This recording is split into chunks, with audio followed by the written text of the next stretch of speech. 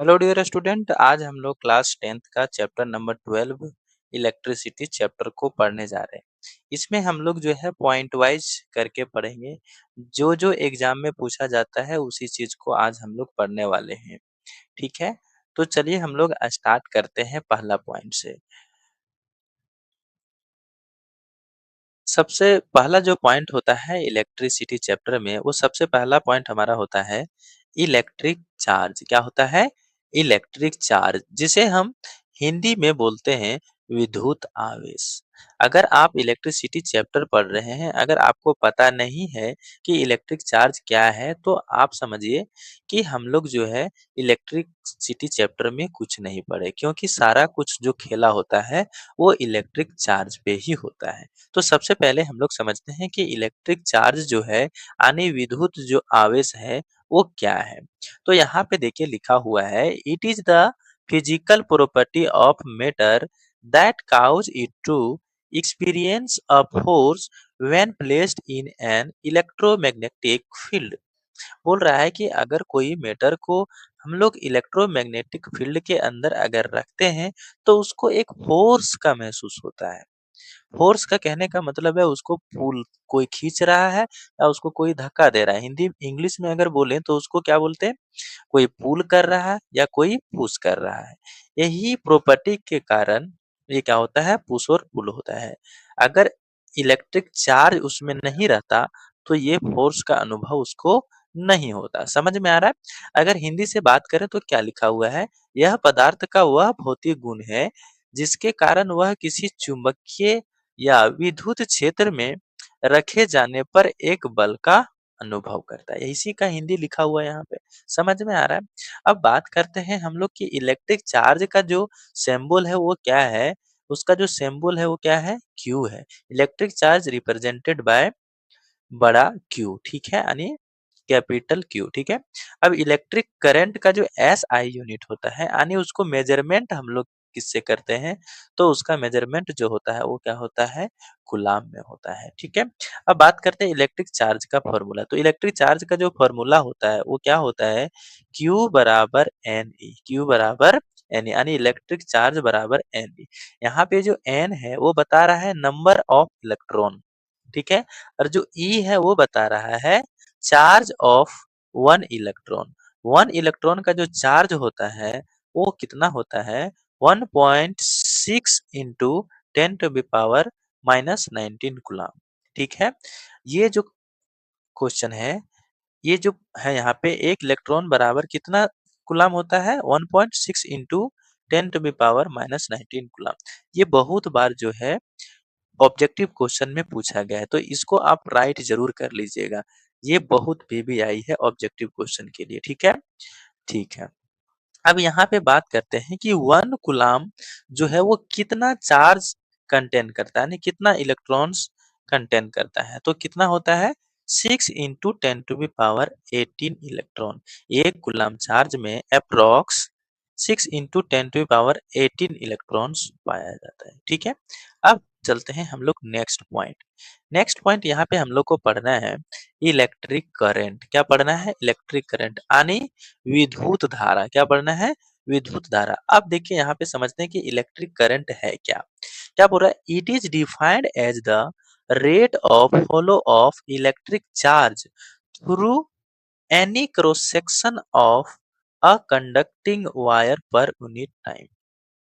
तो अगर हम इसको हिंदी में समझाने की कोशिश करें तो क्या लिखा हुआ है कि किसी चालक तार में अनुप्रस्थ काट से प्रति इकाई समय में प्रवाहित होने वाले विद्युत आवेश की मात्रा को विद्युत धारा कहते हैं। कहने का मतलब है कि अगर कोई वायर में एक पॉइंट से दूसरे पॉइंट तक, क्रॉस सेक्शन का कहने का मतलब है कि एक छोर से दूसरे छोर तक जितने भी इलेक्ट्रिक चार्ज फ्लो होते हैं उसी को हम लोग बोलते हैं इलेक्ट्रिक करंट। वो कितने टाइम में होना चाहिए, पर यूनिट।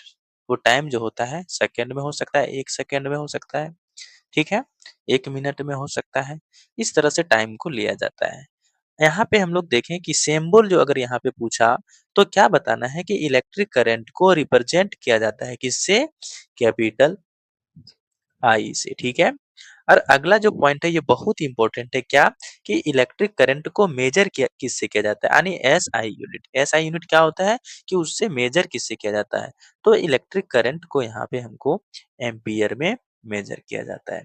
फॉर्मूला की बात करें तो क्या होता है इलेक्ट्रिक करंट बराबर total charge follow in time यानी कोई भी समय में कितना समय में कितना चार्ज फॉलो हो रहा है उसी के वैल्यू को हम लोग इलेक्ट्रिक करंट यानी विद्युत धारा कहते हैं। ठीक है।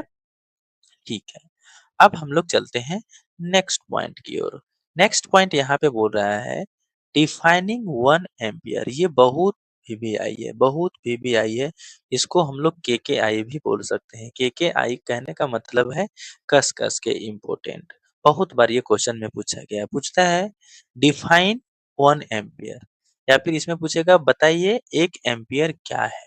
ठीक है। अगर इंग्लिश में लिखना हो तो ये वाला आप पूरा डेफिनेशन लिख सकते हैं जो यहाँ पे दिया हुआ है और हिंदी में लिखना हो तो ये वाला लिख सकते हैं। अब इसको हम लोग समझ लेते हैं क्या लिखा हुआ है 1 एम्पियर इज द करेंट कंटी का लिखा है constituted by flow of 1 coulombs of electric charge through a conductor per second। कहने का मतलब है कि कोई जो इलेक्ट्रिक सर्किट है उसमें 1 सेकेंड में अगर 1 कूलाम इलेक्ट्रिक चार्ज 1 सेकेंड में अगर 1 कूलाम इलेक्ट्रिक चार्ज पास हो रहा है तो उसी को हम लोग बोलेंगे 1 एम्पियर। क्या बोलेंगे 1 एम्पियर। अगर इसका 1 एम्पियर का अगर हम इसको फॉर्मूला देखें तो क्या होता है 1 कूलाम बाय 1 सेकेंड। इसी को हम लोग बोलते हैं 1 एम्पियर यानी 1 सेकेंड में 1 कूलाम चार्ज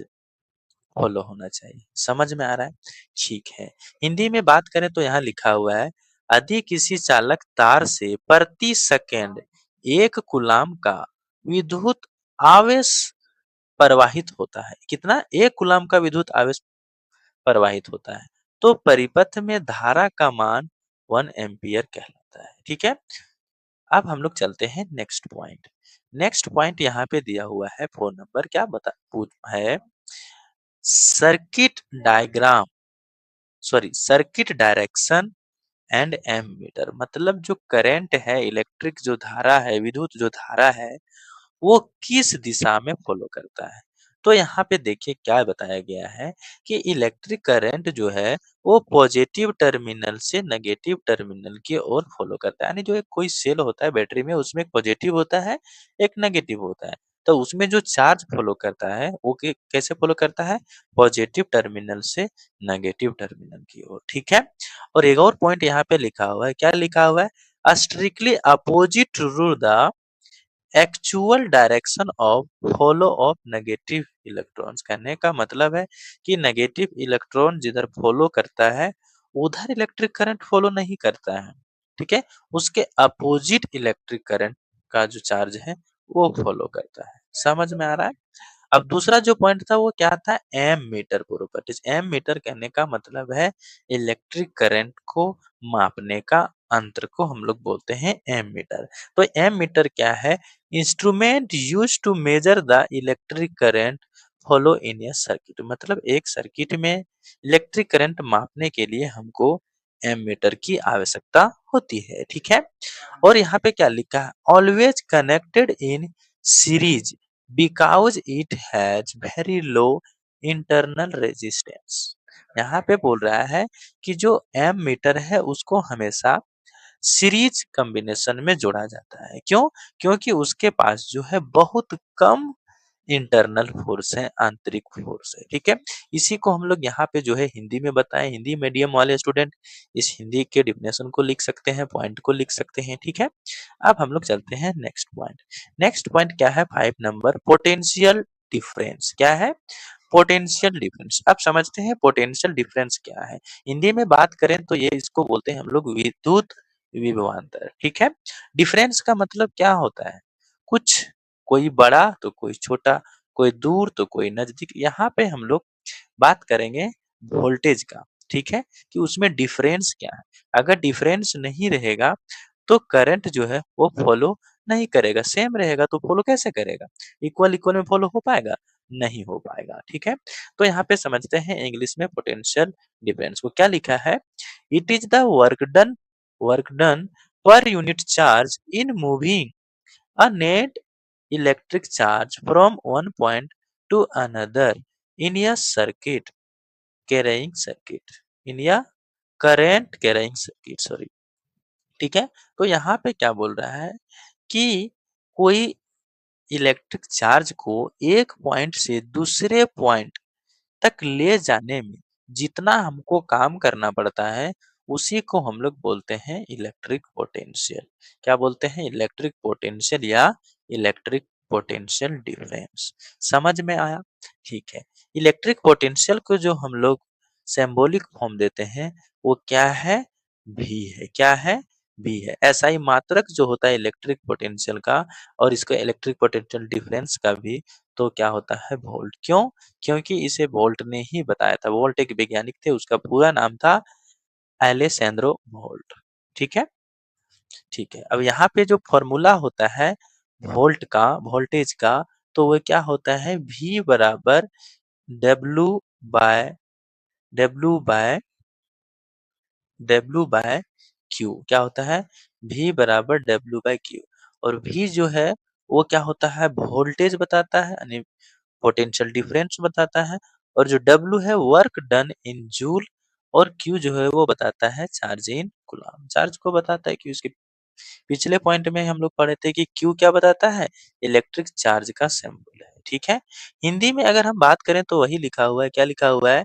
विद्युत परिपथ में एकांक आवेश को एक बिंदु से दूसरे बिंदु तक सफलतापूर्वक ले जाने के लिए किए गए कार्य को उन दो बिंदुओं के बीच का विभवांतर बोलते हैं। यही ना बोले कि अगर एक चार्ज को एक जगह से दूसरे जगह तक ले जाने में जो भी काम करना पड़ता है, उसी को हम लोग बोलते हैं पोटेंशियल डिफरेंस, यानी विद्युत विभवांतर। ठीक है। अब हम लोग चलते हैं नेक्स्ट पॉइंट की ओर। नेक्स्ट पॉइंट हमारा यहाँ पे 6 नंबर है। यहाँ पे पूछ रहा है 1 volt and volt meter. Point जो है हमारा वो क्या है? 1 वोल्ट एंड वोल्ट मीटर कि ये चीज क्या है। पहले सबसे पहले हम लोग समझते हैं। अगर हिंदी में बात करें तो यहाँ पे बोल रहा है 1 वोल्ट और वोल्ट मीटर एक ही लिखा हुआ है, इसी का हिंदी कर दिया हुआ केवल। ठीक है। तो सबसे पहले समझते हैं क्या है। क्या है? 1 volt is the potential difference. ये तो पोटेंशियल डिफरेंस होता है वोल्ट। ठीक है। Between two points when 1 joule of work is done to move a charge of 1 coulombs। यहाँ पे क्या बोल रहा है कि 1 वोल्ट हम लोग किसको बोलेंगे? जब 1 जूल का काम हम लोग करेंगे 1 कूलाम को लाने में एक जगह से दूसरे जगह। समझ में आया? वही वही जो काम होगा, तो उसमें जो वोल्ट निकलेगा उसी को हम लोग बोलते हैं 1 वोल्ट। अगर इसका मैथमेटिकली अगर हम लोग इसको देखें तो क्या लिखा हुआ है? 1 volt is 1 volt is equal 1 joule by 1 coulomb. ठीक है। 1 जूल बाय 1 कूलम्ब। इसमें मतलब कट के क्या आ गया? 1 वोल्ट। ठीक है। कुछ एक्स्ट्रा पॉइंट भी यहाँ पे दिया हुआ है। क्या? It is an instrument used to measure electric potential difference। ये वोल्ट मीटर का बात कर रहा है। किसका बात कर रहा है? Volt meter. वोल्ट मीटर क्या है? एक इंस्ट्रूमेंट है। क्या चीज है? यूज करने के लिए इलेक्ट्रिक पोटेंशियल डिफरेंस को नापने के लिए। ठीक है। अब यहाँ पे अगला जो पॉइंट लिखा हुआ है, क्या लिखा हुआ है? Always connected in parallel across components due to its high resistance। कहने का मतलब ये है कि वो बोल रहा है कि अगर इसको पैरेलल सीरीज में हम लोग जोड़ते हैं तो क्यों जोड़ते हैं? तो जोड़ने का एक ही रीजन है कि वोल्ट मीटर जो होता है उसके पास हाई रेजिस्टेंस होता है। समझ में आया? ठीक है। अब हम लोग चलते हैं नेक्स्ट पॉइंट की ओर। नेक्स्ट पॉइंट यहाँ पे हमारा दिया हुआ है सर्किट कंपोनेंट सिंबल। मतलब यहाँ पे कुछ कुछ सिंबल दिए हुए हैं कि किसका क्या सिंबल होता है। तो यहाँ पे सबसे पहला जो सिंबल है वो इलेक्ट्रिक सेल है। यानी हिंदी में बात करें तो विद्युत सेल। तो इसका जो सिंबल होता है, सॉरी यहाँ पे एक छोटा होता है और एक बड़ा होता है, थोड़ा-सा ये गलत हो गया। ये जो हमारा बैटरी होता है ना, बैटरी तो नहीं बोलते हैं उसको, हम लोग सेल बोलते हैं। बैटरी सेल से जुड़ के बैटरी बनता है, ठीक है? देखिए यहाँ पे ये जो है वो सेल को जोड़ करके बैटरी बनाया गया है। ये छोटा होगा और एक बड़ा होगा। इस तरह का सिंबल होता है इलेक्ट्रिक सेल का, ठीक है? अब यहाँ पे अगला जो पॉइंट आया है वो क्या है? रजिस्टर यानी प्रतिरोधक। प्रतिरोधक का जो सिंबल होता है वो इस टाइप से होता है, ठीक है? और ओपन स्विच, अगर खुली कुंजी की हम लोग बात करें तो ये क्या है? Open switch. और ऑफ स्विच का क्या है, यानी क्लोज स्विच का क्या है? ये वाला सिंबल है। ये कभी-कभी क्या होता है कि एक नंबर के क्वेश्चन में ये फिगर बना देता है और उसमें पहचानने बोलते हैं ये किसका पहचान है, ठीक है? अब हम लोग चलते हैं नेक्स्ट पॉइंट। नेक्स्ट पॉइंट यहाँ पे जो सबसे इम्पोर्टेंट है, जिसको हम लोग वीवीआई बोलते हैं, इसको आप लोग केकेआई भी बोल सकते हैं, यानी कस-कस के इम्पोर्टेंट, ठीक है? तो ओह्म्स लॉ क्या है? ये हम लोग इसमें समझेंगे। ठीक है, यानी ओह्म्स का नियम, हिंदी में बोले तो क्या? ओह्म्स का नियम। तो क्या है ओह्म्स का नियम, समझते हैं। तो इंग्लिश में लिखा हुआ है, it state that the electric current flowing through a metallic conductor is directly proportional to the potential difference across its end, provided temperature remain constant। इसका कहने का मतलब है कि जो इलेक्ट्रिक करंट जो फ्लो होता है वो पोटेंशियल डिफरेंस के डायरेक्टली प्रोपोर्शनल होता है। डायरेक्टली प्रोपोर्शनल कहने का मतलब होता है कि जितना इलेक्ट्रिक करंट बढ़ रहा है उतना ही वोल्टेज भी बढ़ेगा। ये कहने का मतलब होता है डायरेक्टली प्रोपोर्शनल में। कब? जब उस मीडियम में जो है वो टेम्परेचर सेम होना चाहिए, यानी कांस्टेंट होना चाहिए। अगर टेम्परेचर कांस्टेंट नहीं रहेगा तो फिर वो चेंज हो सकता है, ठीक है? तो यहाँ पर अगर हम लोग समझें तो ये बोल रहा है कि जो पोटेंशियल डिफरेंस है वो डायरेक्टली प्रोपोर्शनल होता है इलेक्ट्रिक करंट का। ये डायरेक्टली प्रोपोर्शनल क्यों बोला पता है? क्योंकि अगर मान लीजिए कि सबसे पहला जो वैज्ञानिक होगा वो उसने मेटल करंट पास कराने के लिए मेटल में लोहा का यूज किया होगा। तो उसमें क्या है, वो देखा होगा हाँ करंट हम लोग यहाँ पे करंट पास करवा रहे हैं तो इतना वोल्टेज मिल रहा है, इतना वोल्टेज पास करा रहे हैं तो इतना करंट हमको मिल रहा है। यानी इसमें क्या होगा कि मिल रहा होगा, कुछ कम मिल रहा होगा, बेसी होगा, पता नहीं चला उस टाइम। उसके बाद क्या हुआ, जब ये ओह्म्स जो थे, कोई साइंटिस्ट थे, वो जब आए तो कोई दूसरा मेटल यूज़ किया। मान लीजिए कि उसने कॉपर का मेटल यूज़ किया। किसका? कॉपर का यूज़ किया। उसमें देखा कि इसमें तो लोहा के अपेक्षा हम वही करंट यानी लोहा के जितना का हम इसमें भी करंट डालें और इसमें भी वही वोल्टेज डालें, लेकिन इसमें जो है अगर वोल्टेज हम लोग करंट हम लोग उतना ही दे रहे हैं, तो वोल्टेज हमको इसके अपेक्षा इसमें ज़्यादा मिल रहा है। इसका मतलब क्या हुआ कि कोई जो चीज़ है, वो इसको क्या है, रोक इलेक्ट्रिक करंट को रोकने की कोशिश कर रहा है या फिर वोल्टेज को रोकने का कोशिश कर रहा है। समझ में आ रहा है? तो इससे पता चला कि इसको हम लोग डायरेक्ट इक्वल नहीं बोल सकते हैं। इसको क्या बोलना होगा? Potential difference is directly proportional to electric current. अब क्या हुआ जब इसको इक्वल लिखा, अगर इक्वल लिखना चाहा तो क्या किया कि बोला कि इलेक्ट्रिक पोटेंशियल इक्वल होगा और इसके साथ जो रोक रहा है उसको हम लोग रेजिस्टेंस यानी आर से डिनोट करते हैं। तो आर लिख देते हैं और इलेक्ट्रिक करंट हमको मिल जाएगा। समझ में आया? ठीक है। तो देखिए यहाँ पे मैथमेटिकल एक्सप्रेशन में भी लिख दिया है। क्या? V directly proportional to I and V equal to IR। यही हमारा क्या है? Ohm's law. यही ओह्म्स लॉ ने बताया। ओह्म्स लॉ ने बताने का क्या काम किया कि कोई ना कोई इसको जो है वो कुछ ना कुछ रोक रहा है। कोई अगर सर्किट या मेटल्स में अगर हम लोग करंट पास करवा रहे हैं तो कुछ ना कुछ वो मेटल जो है उस करंट को रोकने को कोशिश कर रहा है, उस वोल्टेज को रोकने का कोशिश कर रहा है, जिसका नाम क्या है? रेजिस्टेंस। यही ओह्म्स ने बताया। इसीलिए रेजिस्टेंस का जो असाई मात्रक होता है वो ओम होता है, जिसको हम लोग कुछ इस तरह से डिनोट करते हैं। ठीक है? ठीक है। अब यहाँ पे आगे हम लोग चल जाते हैं, ठीक है? अगला पॉइंट यहाँ पे पूछ रहा है इलेक्ट्रिकल रेजिस्टेंस। अभी हम लोग इलेक्ट्रिक रेजिस्टेंस पढ़े, तो क्या है? यानी विद्युत प्रतिरोध। प्रतिरोध का ही मतलब क्या होता है? रोकना, किसी को रोकना। क्या लिखा हुआ है देखिए यहाँ पे, it is the property of a conductor to resist, oppose or obstruct the flow of electric charge or current through it. कह रहा है कि अगर कोई कंडक्टर में इलेक्ट्रिक करंट या कोई वोल्टेज इसमें हम लोग अप्लाई करते हैं, तो क्या कर रहा है कि ये इलेक्ट्रिक करंट, इलेक्ट्रिक जो चार्ज उसमें फॉलो करता है, उसको फॉलो करने से रोकता है, अपोज करता है। वही एक गुण है। किसका गुण है? मेटल का। कोई भी मेटल कंडक्टर का। समझ में आया? मतलब जो रेजिस्टेंस है, सब सीधा-सीधी अगर हम लोग समझें, तो रेजिस्टेंस क्या है? एक रुकावट है। क्या है?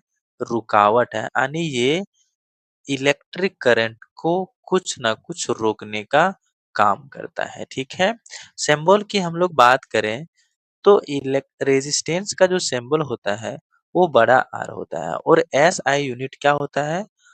ओम होता है। क्या होता है? ओम होता है। क्यों? क्योंकि ओम ही ने बताया कि इलेक्ट्रिक करंट जो इसमें पास हो रहा है, उसको कोई ना कोई उसको अपोज कर रहा है, यानी रोक रहा है। ठीक है? फॉर्मूला की हम लोग बात करें, तो उसी से निकल जाता है। जो भी हम लोग ओम्स लॉ पढ़े, V बराबर आई आर। इसी से हम लोग अगर हम आर निकाल लें, तो क्या हो जाएगा? V बटा आई, यानी वोल्टेज बटा करंट। ये क्या होता है? हमारा रेजिस्टेंस।